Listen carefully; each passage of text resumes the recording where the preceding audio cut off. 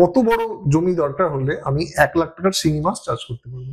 দেখো, ব্যাপার হচ্ছে যে 1 একর জায়গায় আমরা নিজেরা চাষ করি 1.5 লাখ মাছ, কিন্তু আমরা লোককে বলি আপনি 80,000 মাছ চাষ করুন। ওকে, 80,000 মাছ চাষ করলে তার একটা মর্টালিটি পার্সেন্টেজ থাকবে, লেটস সে 15% মর্টালিটি হয়ে গেল।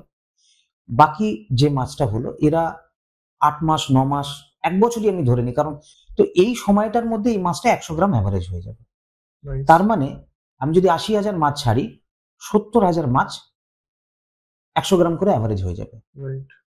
তাহলে 70,000 মাছ যদি হয় তাহলে 7,000 কেজি।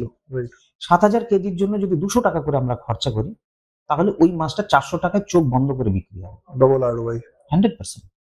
200 টাকার মধ্যে মাছের চারা, মাছের ফিড, পুকুরের তৈরি করবার জন্য যে সমস্ত মেডিসিন লাগবে, অ্যাক্সেসরিজ, পুকুরের যে লিজ মানি, লেবার, সবকিছু ইনক্লুডিং 200 টাকা।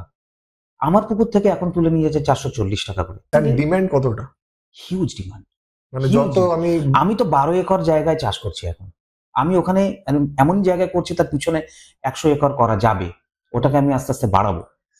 তো হিউজ ডিমান্ড। মানে এটা কি এমনি জাস্ট আমি বুঝতে চাইছি, আর আমাদের ভিউয়ার্সরাও বুঝতে চাইছে যে আমি যত বানাবো নিয়ে চলে যাবে আমার। এখনো পর্যন্ত পরিস্থিতি এরকমই যে যত বানাবো ততই নিয়ে চলে যাবে।